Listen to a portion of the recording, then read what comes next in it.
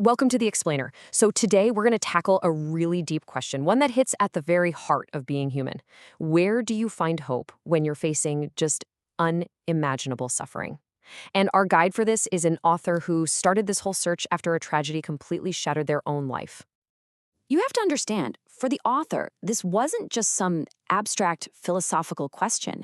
No, this was a raw, agonizing cry, something torn from a place of just complete shock and pain after an event came out of nowhere and turned their world upside down. I mean, just try to imagine that for a second. You've moved to a new country, you're excited, you have all these plans for your future, and then in a single moment, the entire foundation of your life is just gone. So this question, it came from that very specific, gut-wrenching place of despair, you know? That feeling that when you needed God the most, he was nowhere to be found. So you can see how this experience would force you to ask a really fundamental question. If everything, and I mean everything, you rely on can be ripped away in an instant, is real, lasting hope even possible? And at first, for the author, the answer that came back was just a hard, painful no. It felt like without a solid foundation, hope was nothing more than a fantasy. But was that the only answer? To try and find out, the author turned to a really ancient story. It's a story of someone who found hope not just in a difficult spot, but in a situation that seemed absolutely 100% hopeless. I mean, just look at this timeline. It maps out this incredible fall from grace, right?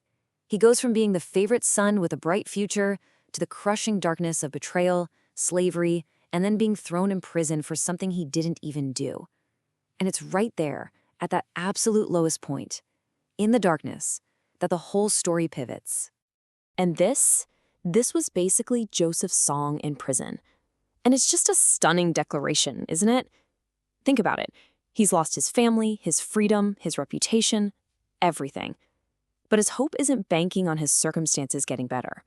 No, it's based on this profound realization that even when he understands nothing about his own life, a higher power sees and understands everything. And that story, Joseph's story, really gets us to the core argument the author is making. That true, unshakable hope, it isn't something we can just cook up ourselves with positive thinking. According to this view, it has to be found in something outside of us, in God. The two are presented as being completely tied together. You can't have one without the other. But okay, that can still feel a little abstract, right? How is that hope made real, something you can actually grab onto? Well, the source material argues that this wasn't just left as a vague idea. It claims God provided a definitive, historical sign to be the foundation for it all. So this is where the foundation shifts from just being an idea to being a person. The author points to this as a specific historical event, God actually entering human history, that was meant to be the unshakable bedrock for all hope, for all people, for all time. And this famous verse, it really gets to the why behind that event. In this framework, it's presented as this incredible act of love, specifically designed to take on and overcome our greatest fear and our final enemy, death itself. And following that act of love, the author zeroes in on one singular event as the ultimate proof. The logic here is pretty powerful. If the foundation of your hope is strong enough to beat the ultimate despair of death, then it's strong enough to handle any of life's other sufferings. And in this view, the resurrection is that proof. It's the sign that despair does not get the final word. Okay, so if God is the source of hope and Christ is the foundation, then the next question is pretty obvious, right? How do we access it? How do we actually connect to that hope? The author argues that the bridge we all have to cross is faith. So the author basically lays out two paths for us, right? Two completely different ways of seeing the world, and they lead to totally different destinations. On one side, if the universe is just a big cosmic accident, then suffering is ultimately meaningless, and despair is really the only logical conclusion. But if it's an act of creation, well then life has a purpose, and hope becomes the logical foundation to build on.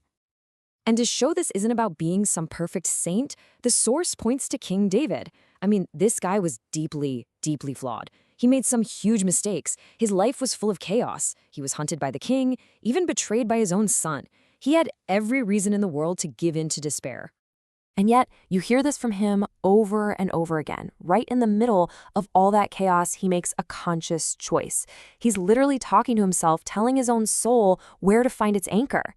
And this shows that faith in this view isn't about not having troubles. It's the deliberate act of planting your hope in a specific foundation in spite of all the trouble.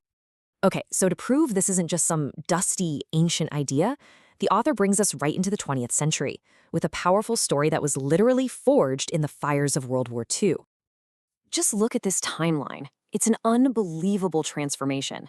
Here's this young man, a German soldier on the losing side of a horrific war. He's watching his country lie in ruins and his fellow prisoners just die of sheer hopelessness. His future was a total blank wall. But then, a single book, given to him by a chaplain in a POW camp, completely changed everything. Not just for him, but for modern theology. And here is the absolute key to his story. His hope didn't show up when his circumstances got better. He was still a prisoner, still in a desolate camp. The hope came from a radical shift in his perspective right there, in the middle of his suffering. It was the realization that he wasn't alone in his despair. And this quote from him, it just perfectly sums up the connection he discovered. Faith is the anchor. It's what binds you to the foundation. But hope is the result. It's that forward-looking energy, that sense of a future opening up that flows directly from that faith. They're inseparable companions. So, at the end of the day, we're left with the same question the author started with, but now it's for us. After this journey that began in a personal tragedy and took us through ancient prisons and modern POW camps, the source material leaves us all with this to think about. When the storms of your life hit, what truly is your foundation?